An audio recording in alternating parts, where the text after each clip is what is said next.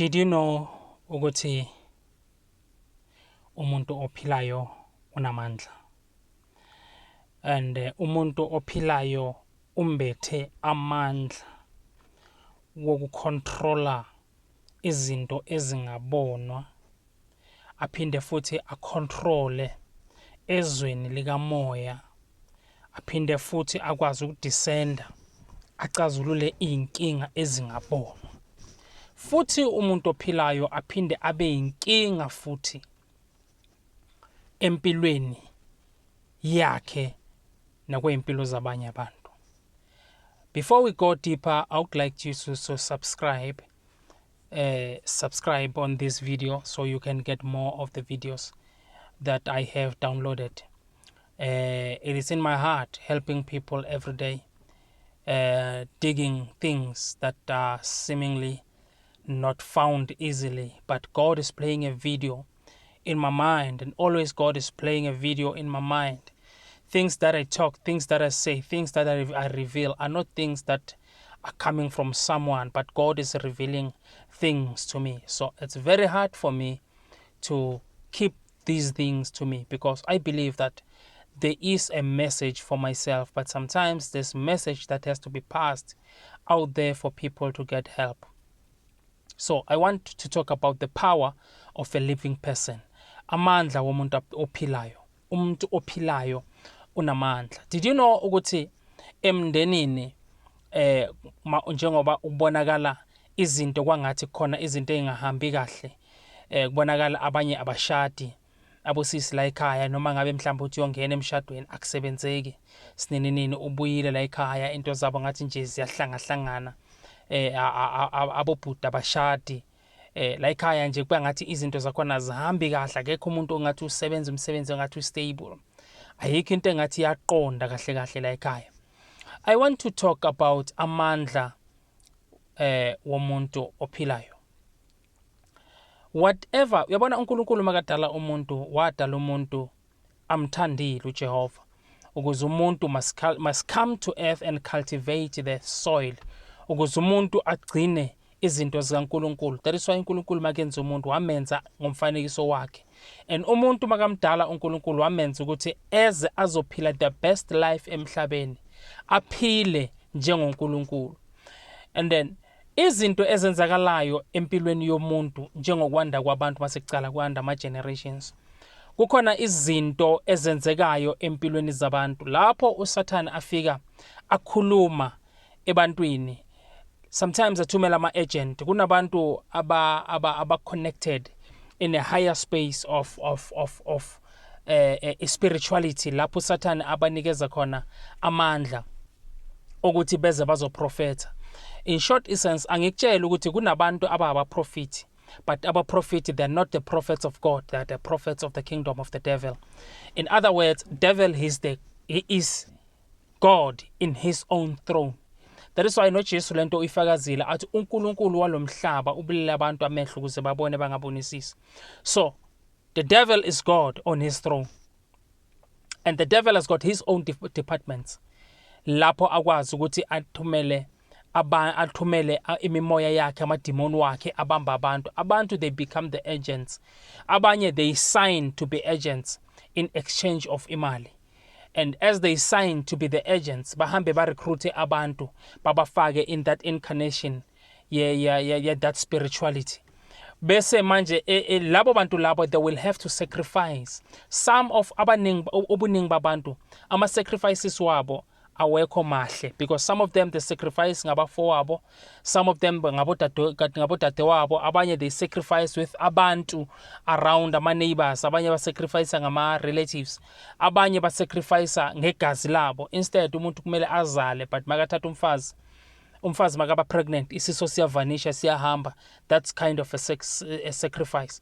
So there's a lot of sacrifices ezenzakalayo.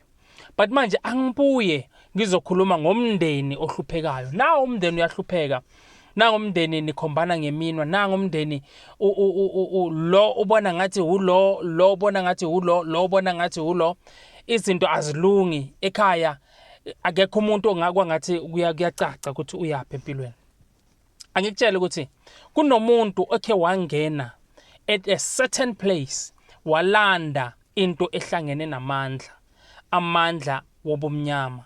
It's either amandla lapho umuntu bekayobopha or bekayophakamisa mhlambe bekayokhendla ukuthi akhendlela into ethile or alande inyoka or something or ama-boys abotokoloshi izinto ezizomfakela imali izinto ezinjalo. Uthola ukuthi this thing ayiqali manje, icala from back generations le emuva lapho umuntu walanda lezo zinto waba nesivumelwano. That particular person have signed an agreement no Satan. But abazi labantu ukuthi basayina no Satan because mabaya baya enyangeni kusangoma. Usangoma ubese manje uyaqala uyadescenda. Maka descenda manje uconnectana nale spirituality le mimoya le esuka from the throne of the devil. Ngoba uSatan unama department amaningi, you will never know ukuthi manje you are having intimate no Satan. Mawufika la makafika lo muntu ayolanda lezi zinto, lo muntu lona kuvuka lo moya lo ahambe ayothwasa or alande lezi zinto lezi zinto. Makufika abantu makacala azibiza ngamagama, aqala abize nabakubo abalela bomkhulu abaconnectile nabo kule spirituality, bese bayaqala bamvezela baveza iprophets. Do not be troubled. And ungavumi ukudukiswa abantu. The very same prophecy esetshenziswa abafundisi abaprofeti laba bakwaSatan is the very same spirit esetshenziswa abosangoma. The only different ukuthi the other prophet is in a suit and a tie and the other prophet usendumbeni. So these things ziyasebenzelana. So asikhulume ngalo muntu ohambe walanda izinto. Lo muntu wahamba walanda izinto zamsebenzela. Waba nemali, waba nenkomo eziningi, waduma, waba nemoto, waba namashop, waba nayo yonke lento lena. Now, here is the problem. Lo muntu lona is not immortal. Lo muntu lona kufika isikhathi uyashona. Ekufeni kwakhe lento la ayilande khona akayibuyiselanga isele la ekhaya. Now, this has to be a burden yabantu abasele. And lento lena, there's a possibility yokuthi ingashaya ama generations and generations and generations. Why?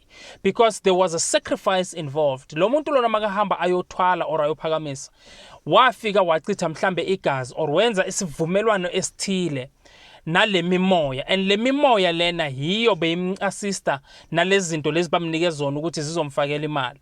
Now le mimoya isele la ekhaya, abantu bazohlupheka. That is why ngithi amandla womuntu. Lo muntu lona before makahamba ayothwala lezi zinto le, ufike wanikeza isangoma or lo muntu lo ayakuya, akwenzeka umuntu ayothwala or ayoyenza something usangoma angafiki aconnecte namadlozi walo muntu. Idlozi lalo muntu yilo ekumele livume ukuthi makwenzeke lokhu idlozi lakhe. Now idlozi lakhe malivume ukuthi makwenzeke lokhu, lo muntu lona in short essence uye othengise umndeni wakhe ngokuthi akhiphe isecret yala ekhaya. Kuyini ukhipha isecret yala ekhaya? Udisclose amagama wabakini abafileyo emntwini othile. Lo muntu loyo uyadescenda spiritual, uyababamba bonke, uyabacapture, abese uyacommunicate nabo. Communicating kwakhe nabo bese kuyenzeka kutholakala isicazululo sokuthi siyamazi, bazovuma bathi siyamazi lo muntu loyo, bese bayavuma ukuthi angathwala akunankinga. Obese masekathwala manje lo muntu lona, into enzakalayo kuzoba nesacrifice ekhona, and maka sacrifice manje lo muntu lona lento le isebenzela yena yedwa. Instead maseka ashona lo muntu sekafa, lezi zinto zisala le, into esalayo kusala izinto or ipoko or inyoka or lezi zinto le mimoya lena ibamba la emndenini, ishaya khona la emndenini. Sometimes uthola ukuthi kuyafiwa every year, kuyashonwa every year. Lento lena ifuna igazi, ayisalithole la gazi. Lo muntu lo oshonile azange ayiveze lento ukuthi la ekhaya into efaka imali into nje. Lento mayibona ngingasatholakala mhlambe asithi mhlambe uyifida amasi ayisawathole. Amangabe uyifida uju ayisalithole. And then lento le iyaqala manje iyenza iviolence. And then iyaqala manje lento mangabe mhlambe lento ayilandile be survive ngomkakhe or beyilala nomfazi wakhe or beyilala nabo sister la ekhaya.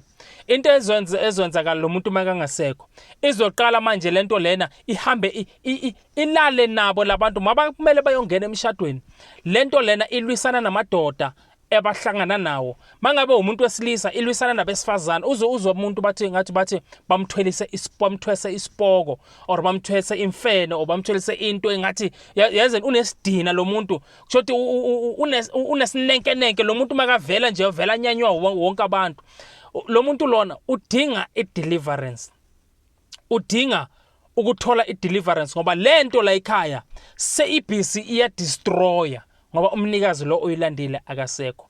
Now ngikhuluma ngamandla womuntu. Umuntu unamandla okulanda izinto. Umuntu unamandla okulanda izinto ezizobe zizodestroya la ekhaya.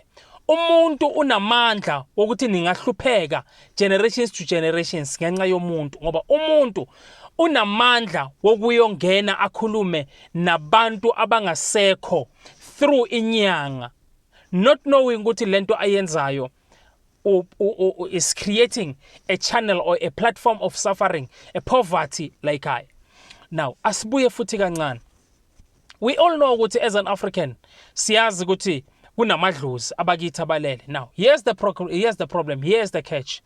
Into enza ukuthi labantu abalele bese sibuye sithi bavala indlela, basivalele indlela, kumele wenze umsebenzi ukuze kuvulwe indlela zakho, kumele wenze lokhu. At the end uthola ukuthi uyazenza lezi zinto, into zakho ziyavuleka for 2 months or for a year. The other year izinto ziyaqala ziyavala, kuyabheda, kuyaqala uthola ama-accident, izinto uyabo izinto ziqale zihlangahlangane nje. Kumele ubuyele futhi uyofunisisa ukuthi kwenzakalani. Let me tell you ukuthi abakini abalele mawungabona kube naleyo nkinga yokuthi bakuhlukumeza, you must know ukuthi labo bantu labo there is fundamentally something wrong ngabo, kuye kwaba na something wrong ngabo basaphila. Uyabona ekhambeni kwami endleleni manje ngikule ndlela engikuyo mangizoshona abantwana bami bayazi ngibatshela kahle ukuthi angifuni umuntu ozofaka isnef phansi agucathi ukhuluma nami. Mina manje indlela yami ngilungisa manje. Ithuna lami liyogadwa. Ngiyothi la ngingcwatshwe khona awekho amadimoni azovusa umzimba wami. Awekho ama-devil worshipper azosebenzisa izwi lami, my voice. There is no spirit, there's no different spirit which is going to operate with my name and my spirit and my soul and my image. Because indlela yami ngichoose manje ngisaphila. Let me tell you ukuthi kwenzakalani ngalabo bantu abahluphayo masebafile. Lo muntu mangabe akatholanga ukuphumula. Simanisi siyakhuluma sithi abantu mabashonile sithi rest in peace, but we don't leave them to rest in peace. Rest in peace, but lo muntu lona siphinde siya futhi siya lapha emathuneni sofika sizama ukukhuluma naye. And let me tell you ukuthi the moment uhamba uya lapha emathuneni uzama ukukhuluma naye, lo muntu lo mangabe indlela yakhe akayilungisanga manje asaphila, uzoba ne problem because when I remember uSatan is a throne, uNkulunkulu in his own department. And he's got a lot of factory workers. Unama department amaningi. USathane unabafundisi abashumayela insindiso. Kodwa behind there's a spirit esimanipulator abantu. USathane unama department la asebenzisa izangoma. Une department la asebenzisa abaprofiti. USathane uyonke indawo la kunabantu bakaNkulunkulu khona noSathane unabantu bakhe. Some of abantu bakaNkulunkulu bahamba bayitshela ukuthi bahamba noNkulunkulu kanti sebagibela bagijele uSathane. Because a simple thing, pride can lead you ukuthi uhambe noSathane uyitshela ukuthi usihamba noNkulunkulu. Because remember uLucifer uLucifer asezulwini before angakabi uSathane. Why waba ne pride ezulwini ukuze aqoshwe azemhlabeni? So pride is a big sin. Pride is a big sin. So the moment uhamba uyokhuluma nalabantu laba abangasekho, let me tell you something. Manje ngiyabiya. Ngisezwini, ngiyakhuleka. Ngiyamncenga uNkulunkulu ukuthi baba, ukufa kwami the day ngifa, angingafeli ezonweni. Angingafeli ebumnyameni. Angingafeli ezweni lobumnyama. Ukuze ngiyokwazi ukugcineka, ngigcinwe kuze kukhale icilongo. Uyabona uma ngisishona mina, noma ngabe izangoma zingangifuna, ukhe waya ezangomeni bafuna umuntu bamfune bangamtholi, bathi asembambi lo muntu. Bathi bayamfuna bangambambi bangamtholi lo muntu.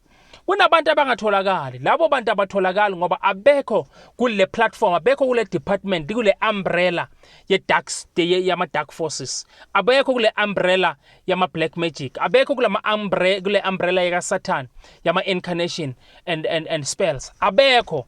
lo muntu lona washona anonkulunkulu. Lo muntu lona noma afunwa, usathana akwazi ukuhijack umoya wakhe ayowusebenzisa. Akwazi ukuhijacka ivoice yakhe ayoyisebenzisa. Now, ma usuka wena uhamba uye enyangeni, izinto zakho mazingalungi. Let me tell you something. There's a call which has to be received. Ubani ozoreceive le call? Inyanga. Because mawusuka uya enyangeni, lo muntu lona, remember, uhambe wayo trainer, wabuya aphethe izinto enough enough equipments emnikeza amandla ukuze aconnecte nama-altar nama-altar, ama-equipments enough ukuze akwazi ukudescenda the spirit, akwazi ukubamba namadlozi wakho, akwazi ukubamba laba azobabamba. Listen to me carefully. Laba azobabamba amadlozi wakho, laba abakudemandayo, laba avala indlela. Akusiyibo abavala indlela, but ziyavalwa ngoba bona zange bayilungise indlela zabo basaphila. Into enzakalayo manje, imimoya yabo nama-image wabo nama-voice wabo abanjiwe. They are saving under the master. And manje the master, wena mawuhamba uyokhuluma nenyanga, inyanga it descended the spirit. And then the master behind ubese manje uthuma le image nale voice yalo muntu wakini. Lo muntu wakini akusuye, ufana nomuntu okhomjwe nge-gunpoint, bathi khuluma uthi usafe la ukhona, khuluma uthi ufuna imali engaka, ufuna i-ransom engaka. Ngoba remember, uma kunokuthwebula, bathi umuntu bamthwebulile, abantu bazi ukuthi umuntu uyaphila, bazi ukuthi umuntu ufile kanti umuntu uyaphila, uyasetshenziswa somewhere. It's exactly the same protocol esebenzayo lapho. Kufana nokuthi lo muntu makashona angahambanga noNkulunkulu, akabiyelwa, umoya wakhe azange ubiyelwe, i-image yakhe is vulnerable, engasetshenziswa uSathane anytime. So uSathane into ayenzayo, wena mawuhamba uye enyangeni, lo muntu lenyanga mayicala idescender in the spirit, uphethe impandi ezizomconnecta namadlozi nama-altar wakini, uyowabamba bese abambe labantu bakini, ubabamba because of ba under one umbrella, which is one kingdom. Akusiyibo amadimoni. Listen to me carefully. Akusiyibo amadimoni. Bona bayasetshenziswa umaster osemva kwabo. Ngamanye amagama, uSathane utshontsha izinto zabantu abaphilayo ngamagama wabantu abafile. Ngoba manje wena uyamazi ukuthi lo umama wami, umkhulu wami, uzibanibani wami waphila la emhlabeni wayangithanda. Akwenzeki ukuthi vele lento ayifunayo yiyo. Uyathunywa ukuze aze la ekhaya, umoya wakhe la ekhaya uzoyenza ivandal, ukuze uzophuma uye enyangeni. Inyanga ikwazi ngoba yona iyakwazi ukudescenda bese iyambamba lo muntu okhosa iviolence, bese lo muntu uyaphuma uyakhuluma. Lento ayikhulumayo lo mkhulu wakho, ugogo wakho, umzali wakho, akusiwuye okhulumayo, kukhuluma the master behind. Now the master is using the image of this person, the voice of this person, kusetshenziswa lo muntu to manipulate and steal from you. Because when you were equipped, you were given in abundance to create wealth, to create anything, because you were created from the image of God. Now, when uSathane usebenzisa labantu ukuze batshontshe lezinto wena onazo. Mawubona izinto zakho zivuleka ngenxa ukuthi sewuwenzile umsebenzi, azivuleki ngoba bakunikeza izinto zabo. Zivuleka ngoba unikezwa izinto zakho owazalwa unazo, but lezi zinto ziyavalwa, ziyasabotajwa for ukuthi wena uzohamba uyofuna ihelp. Mawuhamba uyofuna ihelp, instead ukuthi into zakho wena uze uyibillionaire, but ngoba sewuhambe through that platform, bakuvulela into zakho nyana uthola umsebenzi nyana uzohola 10,000 per month, like unikezwa the little out of your own stuff. And you'll end up dying ungakabi leyo billionaire because you have not followed the right procedure. And I was in a spiritual world. Into ebaluleke kakhulu ukuthi you need to understand the spiritual world. You need to understand the spiritual life. Once you understand the spiritual life, no devil, no spirits, no evil forces shall trap you to do bad things. Let me tell you that as you are still alive, you have the power to change every situation. by talking, by giving faith, by giving a try, by being persistent towards everything that you want to do. Amandla wempumelelo akuwe wena. Kholwa ukuthi you are able, you are well equipped to make it in life. Surely you will make it in life. But if you don't understand the spiritual world, I'm going to give you a simple path to follow. Uyabona abantu abafollowe kakhulu izinto zamadlozi, izinto zabaphansi. Ungizwe kahle.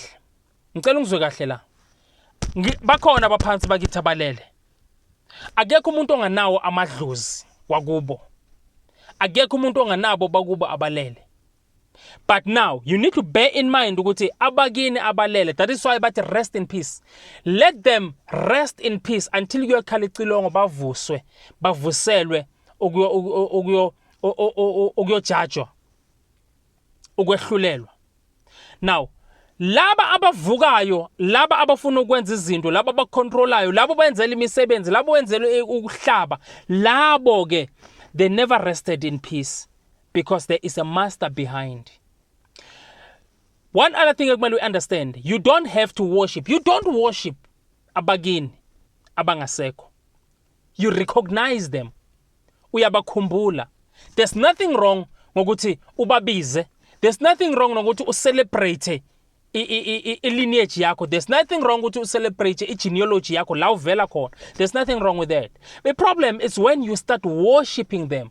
When you start worshiping them, remember, you worship someone who is got a master where he is. So la akhona unomuntu omcontroller yakasazenzele. So wena ma uworshipa yena awusa worship yena, uworshipa the master behind. So ngamanye amagama la akhona nawe ungayophelela khona. Ngamanye amagama eparadise nawe angeke uyingene mhla ushona. Why? Because ulandelele indlela bahambe ngayo. Let me give you this. Start something which you will be able to finish. Qala into ozokwazi ukuthi uzofika nayo egcineni. Into yacwala bomkhulu nabogogo baze bafa. Imindeni namhlanje iyahlupheka. Abantu abazi ukuthi babambe umuntu ufundile nama degree nama diploma. Akucasheke umsebenzi awutholakala. Kunama altar akhiwe. Kunezinto ezekho zakhulunywa. Kunezinto ezaboshwa. Into kumele uyenze noma ungaye enyangeni uye kuphi. Kunawanye ama altar uthola ukuthi anzima kakhulu. Futhi angeke uzukwazi noma ungahamba inyanga ezinjani. Angeke aze akhululeke. The altar, the blood altar. La kuchithwa khona igazi kwakhulunywa. All you need to do, you need the force, the power of the Holy Spirit. Lalela, yonke le mimoya yasentabeni, yonke imimoya yasemanzini, yonke imimoya yasegangeni, in the crossroads, in the sky, yonke le mimoya, all these demonic forces, all of these forces, they bow down on the Holy Spirit. Umoya oyingcwele. Ngoba umoya oyingcwele, he is the force of God. Umoya oyingcwele uza from the Father, the Creator. So each and every spirit esikhona savela because of the Creator. Because uSatan naye wenzwa uNkulunkulu. So it's impossible ukuthi uSathane angamhlula kumoya oyingcwele. Impossible. Umuntu onomoya oyingcwele unamandla ukulanda izinto eziboshiwe 100 years ago, 200 years ago. Ama altar la kwakhulunywa khona ngamagama wakho, kwakhulunywa kwaboshwa, kwambethwa, kwagcitshwa. Ngithi kuwe mina, umuntu onomoya oyingcwele unamandla ukuyokhulula la kuboshwe khona. And the most powerful thing ekumele we understand, iproblem yezwe namhlanje bafuna ukubona izinto zenzeka ngamehlo. Thina manje sesisebenza ngokukamoya.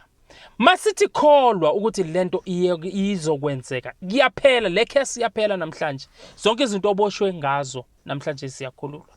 Ukholwe. Siya ngamandla and the authority esiyinikeziwe uNkulunkulu siyokhulula. Akunandaba ukuthi babophe eZimbabwe, akunandaba ukuthi babophe eNigeria, akunandaba ukuthi babophe kuphi. There's no distance in prayer. Sikhulume izwi eliphilayo. Lezo zinto ziphuphe ziphelelwa amandla, zishabalale. Ibuye impilo yakho ibe kahle, ibe right. Yonke lento lena encotshwa ukuthi une faith. Qala into uzofika nayo egcineni. Akwenzeki uthole insindiso, uphile uhambe noNkulunkulu, righteousness, uphile impilo kaJesu. Akwenzeki ungafiki nayo egcineni. Isiphetho sakhona uyongena eboxini, uyongena ekufeni kwakho unenjabulo. Ngoba akekho umuntu ozothinta ithuna lakho noma sewulele. Akekho umoya, akekho usathane ozothinta umoya wakho. There's no devil worshipper or satanism elizodlalela ethuneni lakho. Ethuna lakho has got bodyguards until kuzokuyobuya uJesu. Abantu abasetshenziswayo, abantu abahlukunyezwa yile mimoya, abantu abangihambanga kahle basasemhlabeni. If there's a question ngale video, I'm available. Leave a comment. I-comment yakho comment bese ushiya ne-phone number bese sikwazi ukukhuluma. I will have to create mase nginamabantu nama questions. I will create a WhatsApp platform. Lapho asi-type siyakhuluma. We record only. Record. Save time. Well, spend a little bit of some data, but save time and sikwazi ukuthola the context yalento esizobe sikhuluma ngayo ukuze singalahlekelwa i-context yale ndaba esizobe sikhuluma ngayo. Igama lami ngoFrance. Ngiyamthanda uNkulunkulu futhi ngiyabathanda abantu. Ngithanda abantu ngendlela esimanga. That is the reason why uNkulunkulu always ungidilivela ama-messages azothinta abantu bazoba nemibuzo. Abantu mababa nemibuzo bazothola impendulo. Mabathola impendulo bayasizeka, bayancedeka empilweni zabo, bakwazi ukukhululeka impilo, baphila impilo ekahle, bakhe imizi yabo, kube nenjabulo emakhaya, kanjalo kanjalo. Singayibalekeli effect yokuthi abanye abashadile bashada kumnandi, manje akusekho mnandi, kuba ngathi kukhona ukwenza lo mshado ungasa. Uyabona, uma emzini or ikhaya kungana protection, I'm not sure ukuthi i-protection umuntu wena uzobe ufuna ukusebenzisa yiphi protection. Each and everyone une protection yakhe. Mina on my side, and I'll recommend it kuwo wonke umuntu, umkhuleko. uNkulunkulu owadala abantu namhlanje abayinyanga, abantu bakaNkulunkulu, abantu namhlanje abaprofit, abantu bakaNkulunkulu, abantu namhlanje abathakathi, abantu bakaNkulunkulu, abantu namhlanje ababulali, abantu bakaNkulunkulu. So akwenzeki ukhuleke ukhuleke kuNkulunkulu, uNkulunkulu angakuphendula futhi angakubiyeli, angakuprotect, akwenzeki. So mina into engayirecommenda kuwe, protect your household with prayer, protect your children with prayer. Ey'kolweni kunama-devil ushina ama-satanism, abantwana bayagwazana benzana imimoya ekhona, imimoya yalesikhathi. For the Bible says we're not fighting against flesh and blood, but we're fighting against the rulers and the forces and the dark forces of the devil that are there in the space, and the principalities. Into kumele siyenze ekhaya nekhaya kumele kukhulekwe. Wabiya ngumkhuleko oqedile. So leyo mishado leyo uthola ukuthi umfazi uphupha alala nendoda, anendoda yakhe la eceleni. The moment lento ihlala ilala nawe umuntu wesifazane, ingena ku system yakho, at the ibulala ama feelings wakho, at the end yenza ukuthi ube nesidina, isicitho. Le ndoda nayo izolala, uthola ukuthi mhlambe iphupha ilala nomuntu wesifazane kanjalo. The moment uchama, lama sperms wakho bayawathatha, athathwa ayiswa in the kingdom of the darkness, la kufika kwenzwa izinto ngawo lama spermatozoa wakho, bakwazi uku-accessa your financial breakthrough, bakwazi uku-accessa your future, bakwazi uku-accessa izinto ezinkulunkulu akunike zona, because of you don't pray. But if you pray, you protect your family, you protect the spirits, ukuze zingeze zizonisajusa.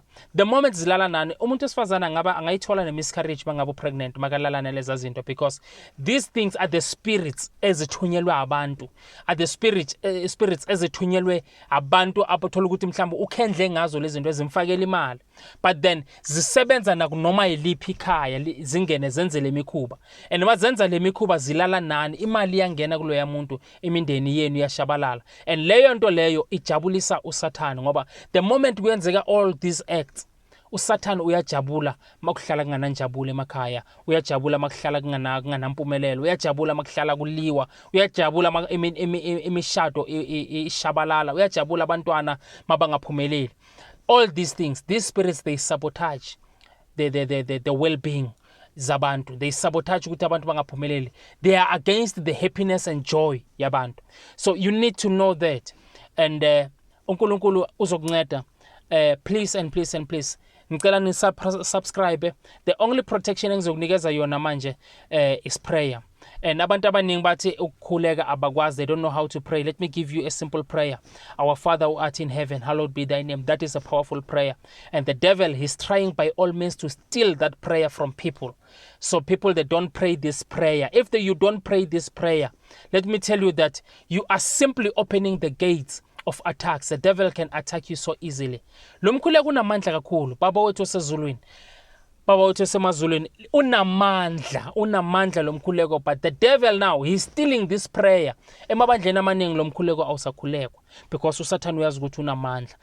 The pastors from the kingdom of the darkness bafundisa abantu imikhuleko eminye, bashiye our Father who art in heaven, because they know that this prayer was taught by Jesus himself, and he knew that this prayer will stand and prevail till the end of time. Nkulunkulu abenani amandla womuntu ophilayo. Umuntu ophilayo unamandla okutshintsha isimo. Ungatshintsha nesakho isimo namhlanje. Uma ngabe uyangidinga ukuze sitshintshe isimo sakho sisonke, khuluma nami ungithinte, sihlale sonke emkhulekweni. Nkulunkulu abenawe. May the Almighty be upon you, the hand of God rest upon you. Give yourself to the Lord. Have faith towards everything that you do. Nkulunkulu abenawe. Shalom. That's me for now.